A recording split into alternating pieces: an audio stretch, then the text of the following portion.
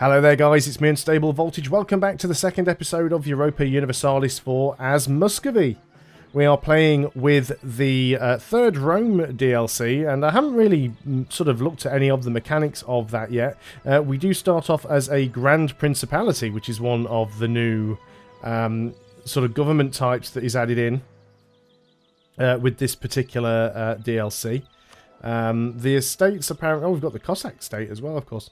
Apparently, there are a few bits and pieces that have changed. So we've got this thing here under our Grand Principality. So we can spend military power to gain legitimacy. That's normal. We've got absolutionism here. So you need 100 power. So where does this power come from? We gain 6 to the pool at the start of each year up to a maximum of 150. Okay. So you need 100 power gathered to reform the Sudubnik, but you only have 24. This will impact autonomy by -10 in all provinces.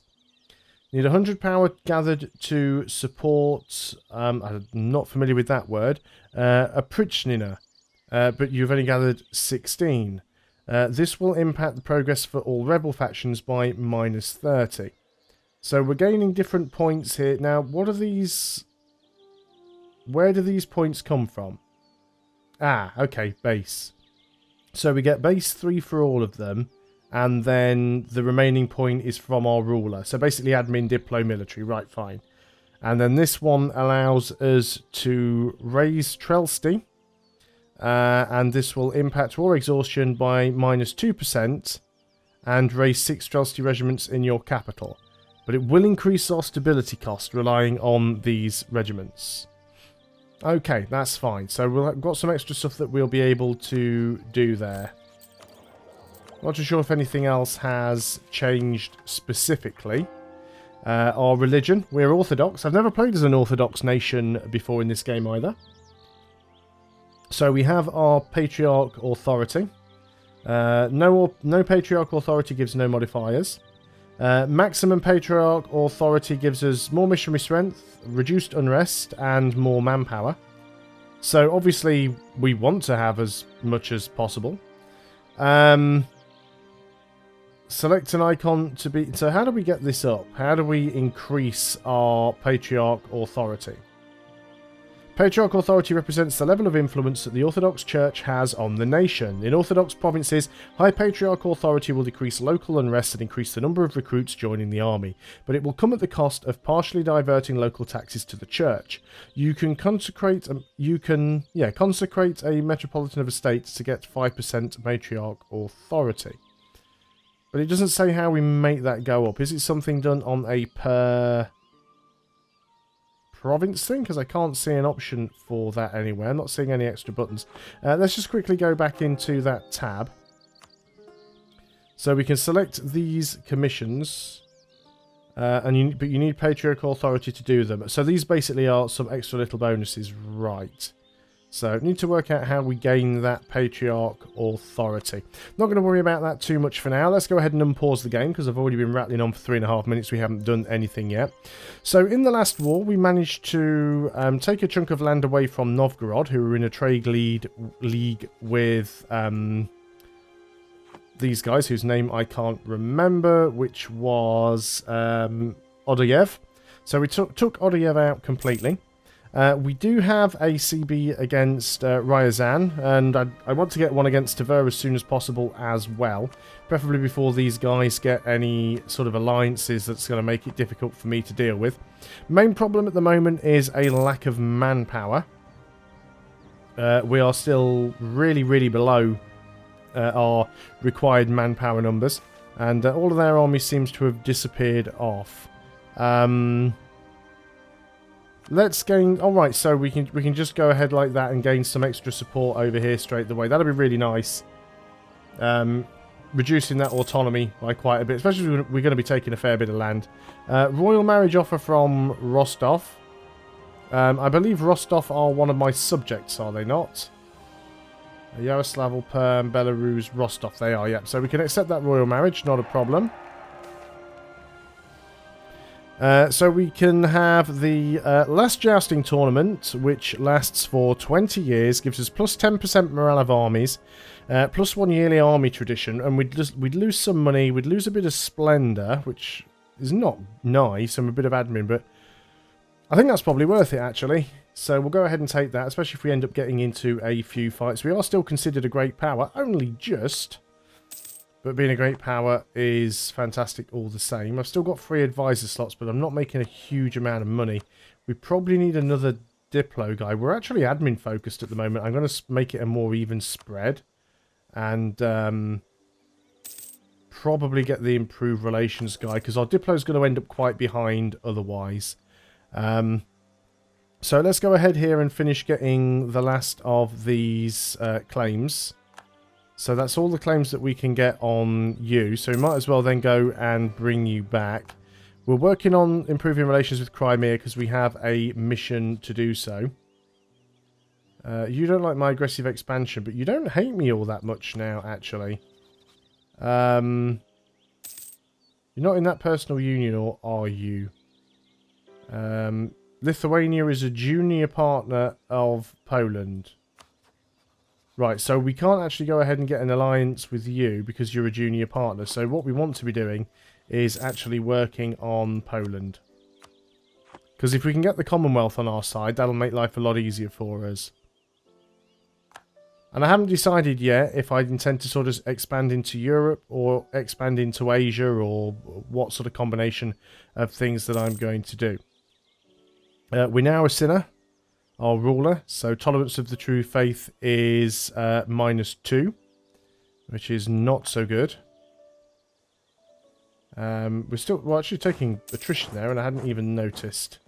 A lot of these provinces just can't deal with the army weight. Let's bring you out of there. As we are still making money, let's just make sure we are back at full maintenance. So we'll hardly make any if we do that, so let's not stay at full maintenance then. I was just going to get into a position where I could start this fight, because I'd like to take more land from them. I really would like to do that, and as quickly as possible. Not too sure what they're doing. They're sort of marching their army around all over the place. There's a lot of our coring done instantly, which is very nice. Belarus are our subject, so that is fine. So that should get rid of most of the corruption now, which should mean we're making a little bit more money. Fantastic. So with that in mind, let's go ahead and bump up that army. Now we do have a possibility of some Novgorodian separatists. Suppose I should now go and move you guys back over here if that's likely to be the case. It is possible that they could fire over here in Velsk. So we'll get ready to go and deal with that. I'm actually just hoping that it pops, because if it pops, then that's it. We just deal with it and it's done. And then we'll come down here and try and take out Riing is kind of the plan. Do want to make sure that we can take the next military tech as soon as possible also. So 90% chance that the rebellion is going to fire. Let's put you in Novgorod. Haven't got any of these forts turned on, but we'll just have to hope if they pop that we get to them as quickly as possible.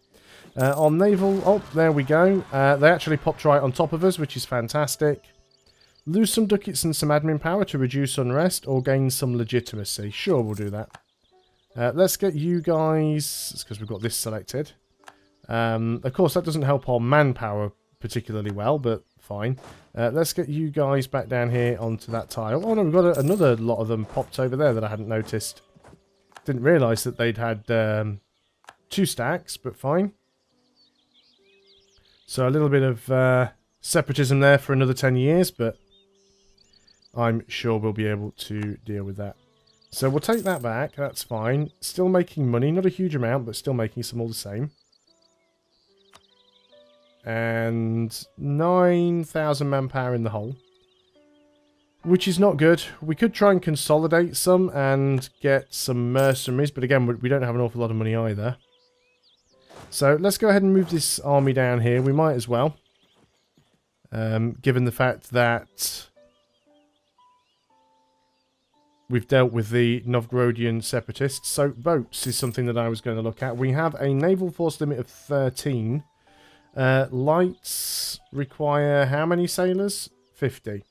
So at the moment we could only get 2 lights.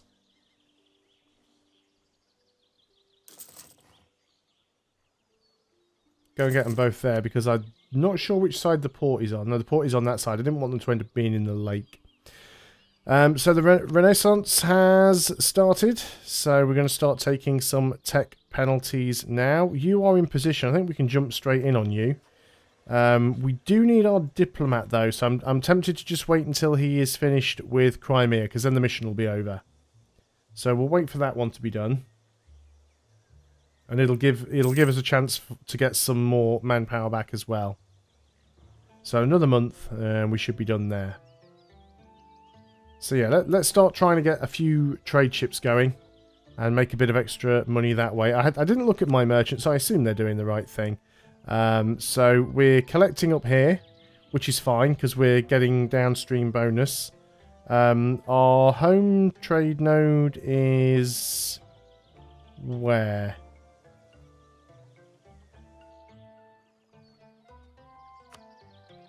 Gonna be wherever our capital is, isn't it, really?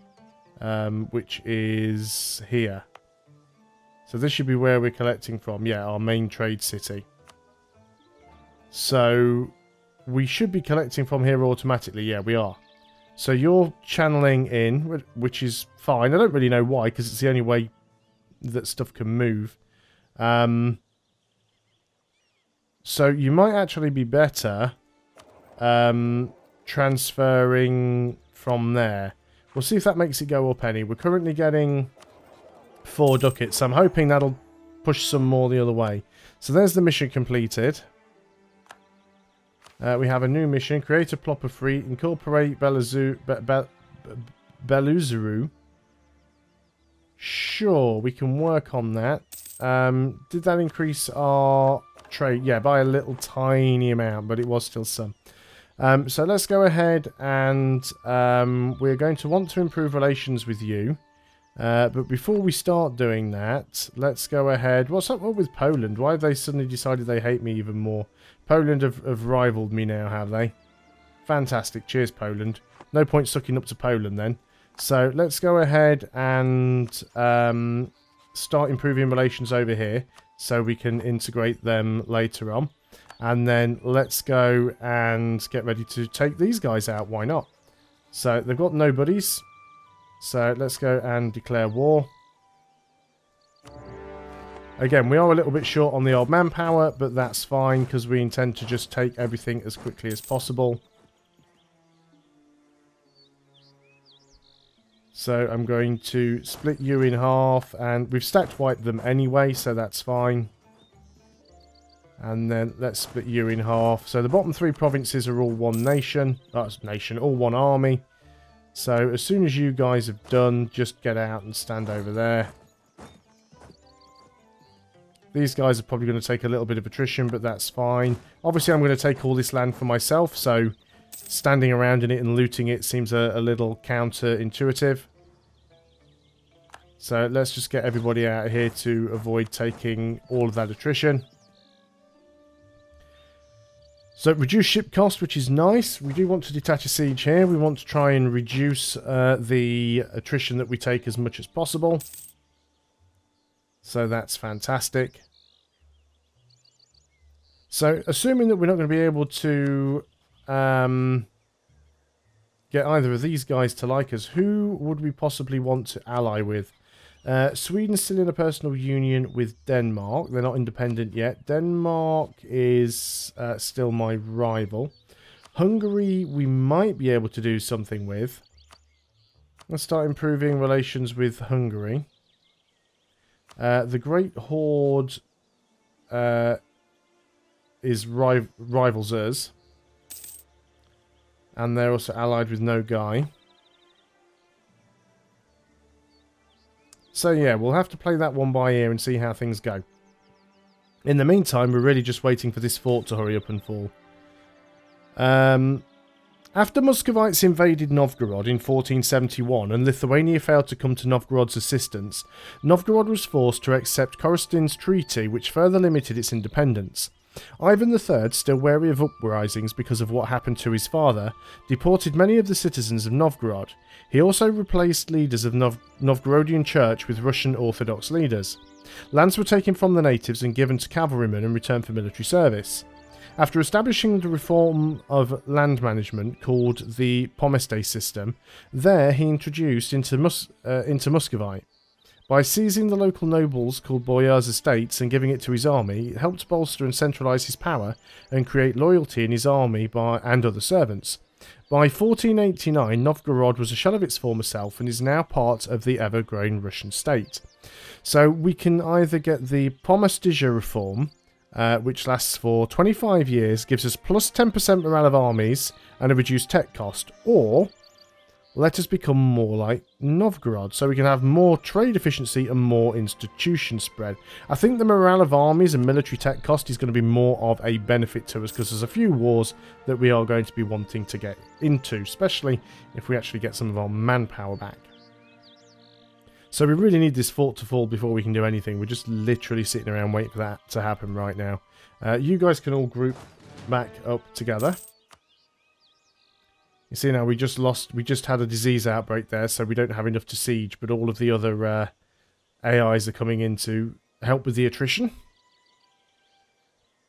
That's fantastic. Can I detach even more and just leave the AI to siege it? No, apparently not. Just have them siege it for me. Hopefully it'll go pretty quick now. We've got a 42% chance of that happening. And Beluzero is actually quite high. We'll be able to start integrating them pretty much when this war is over.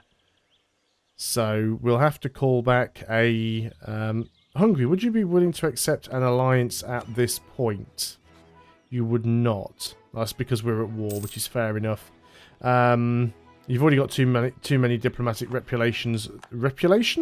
Too many diplomatic relations as well. Let's go and bring you back then. And then we'll go ahead and end this war. Who needs manpower, right? So let's go ahead and take all of your provinces and take all of your money. Should have paused for this. So that's going to give us some against Tver, Riing, which is fine. Novgorod we don't care about. So yeah, we can go ahead and do that. That's them now fully taken. Still not enough to get a coalition against us, which is good because we don't really have much of an army. Let's go ahead and get all of that cord then. So we're going to try and do Belaruso diplomatically. Yeah, we lost a little bit there because obviously we just took a negative impact because of... oh no, we were getting a positive boost because we were in a war against a mutual enemy. They were fighting in a war together gives you a boost, so it wasn't quite as high as I thought it was. So that's fine, we can leave it at that. Again, we're losing a little bit of money. Mainly that's down to the fact that we're reinforcing and we've also got corruption. So let's go and just put the army maintenance down a little bit. We do have one of our ships. Let's wait until we get the second one. And then we'll get them both protecting trade together. Actually, we'll just do it anyway. They should meet up at some point. So go and protect trade Novgorod trade node. It's the only one you can do. And then we'll just start adding extra ones to the fleet. We can afford to... Well, we don't have enough sailors now. That's going to be the problem here. So do we actually have enough of these point things here? What did you get there? You've got... You're careful. Reduce aggressive expansion impact, which is really nice. Reduce spy network construction increase, but yeah, so that Sinner was your last one. That's fine. We can almost grab this, reducing the autonomy. I'd like to get this one as well, which is another reason why I'm trying to get. I guess your advisors don't count towards this. Literally just your ruler, because I would like to get that progress for rebel factions reduced. But there's a lot of nice stuff there. We'll just have to wait on it a little while.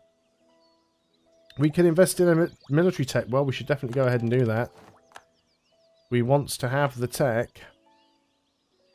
Got to make sure we try and stay roughly ahead of the curve. So, Kazan is now no longer a valid rival for us. How many rivals do we now have? We have... oh, come on, it's one of these buttons. We just rivaled to the Great Horde. Well, we might as well rival Denmark. We'll leave Poland for the time being because the situation may change there. So we're up to 179 with Belarus, Belazero. I always just think of Belarus for some reason, but Belazero. So what do we need to annex vassal? It is 190, and we're also going to take up until January 1454 as well. So it's got to be a couple of years before we're allowed to do it anyway. So who could we potentially become friendly with that could help us in some wars? What about Nogai? You don't hate me, to be honest. Let's go ahead and improve relations over there. Maybe you will help us fight Kazan. Lose some money. No, the heir didn't die. That's fine. So Kazan is an enemy of the Great Horde. I mean, I would still like to try and take some stuff from Kazan, so that is fine. Forgotten what my mission was now. Oh yeah, the Belazero. I don't know how long that's going to take to happen. So it's going to take a couple of years anyway before we can even get there, but hopefully integrating them shouldn't be too much of a problem. But one thing I will want to do, of course, is go ahead and have a crack at Tver. So we may do that in the next video. In which case, let's go ahead and move this army up here into position. And then we can try and grab that. And either way, I'm going to end the video here, so I shall just hit pause. Thanks very much for watching, guys. I hope you are still enjoying EU4 as Muscovy. I'll see you on the next video, and until then, goodbye for now.